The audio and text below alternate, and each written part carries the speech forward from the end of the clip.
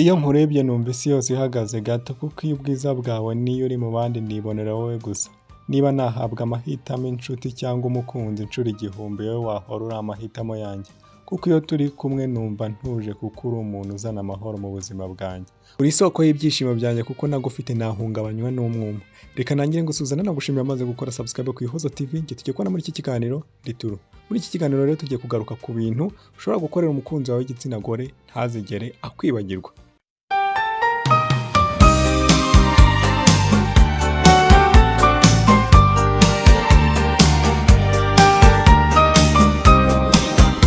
We mugabo, umusore igira hino kuko ibi bintu ni wowe bireba. Umugore mu rukundo ni nk'ururabo rwa roza. Wibuke ko kandi ruriya rurabo rugira amahwa. Ubizirikane rero bisaba kwitonda no kwigengesera ngo amahwa atakwica. Ikiruta byose rero rugira impumuro nziza ya roza, ariko kuyigeraho ni ukuyivunikira.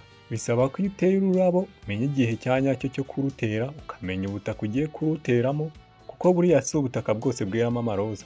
Ku murima wawe uko bikwiye umenye ko ugomba kuvomererwa, umenye ikigero cy'amazi uzavomereza, utazica indabyo zawe zitarera kuko iyo zigeze igihe cyo kwera ziguha umunezero wuzuye. Utazazibona ziteguye mu ivaze ku meza, menya ko haba habayeho akazi katoroshye kandi n'icyo Imana yaturemeye ngo dukore abagabo. Umugabo utita ku mugore uko bikwiye aba ari kwirengagiza icyo Imana yamuremeye.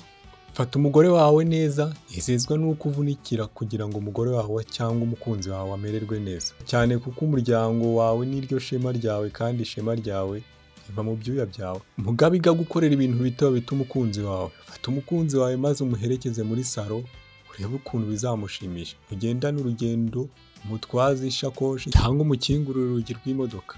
Umubwire uti injira mwamikazi wanjye. Uwo munsi uzabona andi marangamutima y'utaruzi. Uzamutungure rwose ati ngwino nkukorera isuku y'ikambere, bizamutera isoni ariko bizamushimisha ku buryo azarinda ava muri ubu buzima atarabyibagirwa. Dore turi kwitegura umunsi mwiza abari n'abategarugori, uzihangana umukubita akantu ka surprise atazigera yibagirwa. Uzamubwire mukorane kamarishe mutemberana ku mugoroba, nimugera mu nzira ahantu hatari abantu mubwire uti ngwino nguheke. Umuheke mumugeze imbere gato aho wumva unaniriwe, ako kantu ndakurahiye ntazigera kwibagirwa da. Muri utwo tuntu twose rero nkubwiye uzakoremo kamwe, uzamenya ko uteye kashe mu mutima w'umukunzi wawe.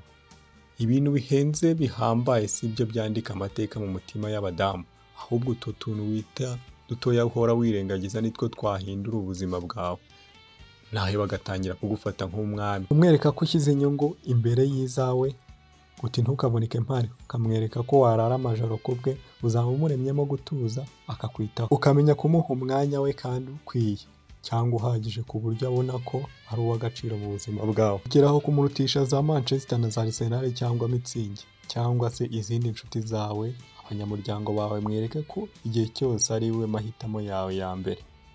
Ndakubwiza ukuri azahora aguha amahoro yawe yose kuko uzaba wamuhaye umutekano usesuye mu mutima wawe. Yumve ko ntawe akurwanira nawe. Rekeraho kumushyira muri competition na examen kuko baca umugani ngo ukurusha umugore aba akurusha urugo. Wikwisenyera cyangwa ngo uteme igiti cy'ishami wicayeho. Mugabo igihe cyose menya ko ugomba kurinda umugore wawe, bivuze ko ugomba guhagarara ku ruhande rwe mu buryo ubwo ari bwo bwose. Murwanira intambara zose nk'uko yakirwanira kuko ni wowe mahitamo wagize, ni wowe wundi rero ntukigirire nabi. Ni igufa ryo mu magufa yawe.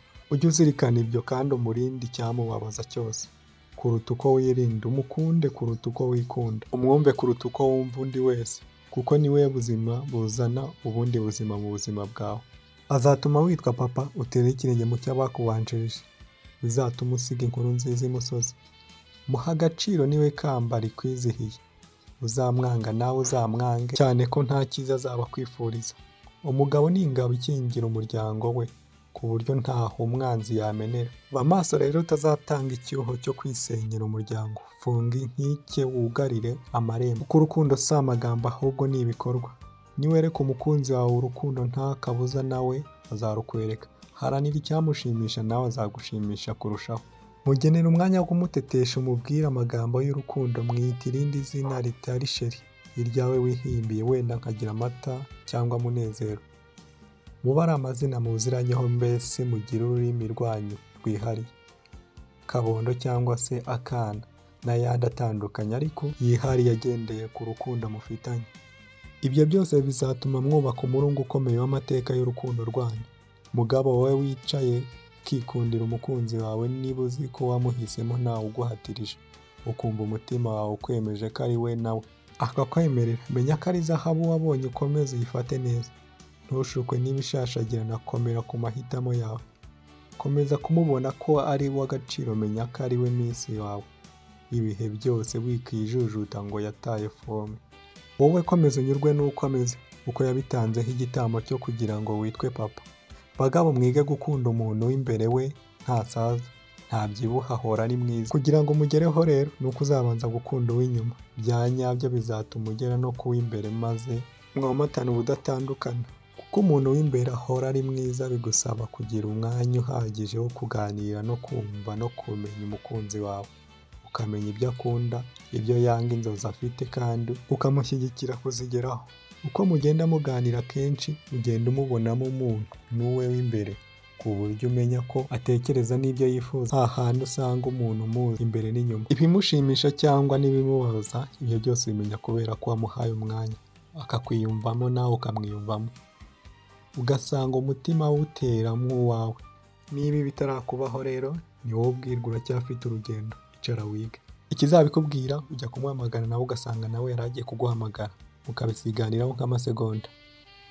Umukunzi wawe nakubwira ko umutanze nawe yari agiye kuguhamagara, uzamenye ko burya uko umutekereza nawe ariko agutekereza. Hari n'izindi ngero nyinshi cyane twatangamo, ariko niba utazi uburyo umukunzi wawe atekereza, menya ko uri mu gihombo. Tujya tubona abantu bazi guteranya abandi, hahandi umuntu yaza akakubwira ko umukunzi wawe yavuze ibi, ukamwumva ukamwihorera kuko uzi ko umukunzi wawe atavuga ibyo bintu, ukaba wakemeza kumuburanira, ugahakana iti ibyo si we wabivuze kandi utari uhari, koko ugasanga nibyo n'uwashakaga kubateranya gusa, ariko yabona ukuntu wamubereye ibamba ahita agenda, ntiyazagaruka kuvuga ubujajwa. Niyo mpamvu uba ugomba kudefanda umukunzi wawe kugeza ku ifirimbi ya nyuma, kabone niyo yaba ari mu makosa. Ntabwo wamushinze amakosa mu maso y'abandi, ahubwo wabimubwira mwenyine kandi neza uti nubwo naguhagazeho wari uri mu makosa ntuzongere. Icyo gihe uba wubatsemo ikintu gikomeye kandi kizamurinda kongera kuba yakora nk'ayo makosa, kuko bimubereye isomo ryiza ryo guhinduka. Niyo mpamvu bavuga ko urukundo rubabarira byose kandi rukihanganira byose. Ndasoza nifuriza umunsi mwiza abari n'abategarugori batwumva. Muri ab'ingenzi nimwe dukesha ubuzima, muhorana amata ku ruhimbi. Uyu munsi muryoherwe, turabakunda cyane. Jya wabagezagaho ikiganiro Ndituru, mukomeze kudushyigikira mukora subscribe, like, share na comment ku Ihozo TV. Imana ikomeze kubaha umugisha.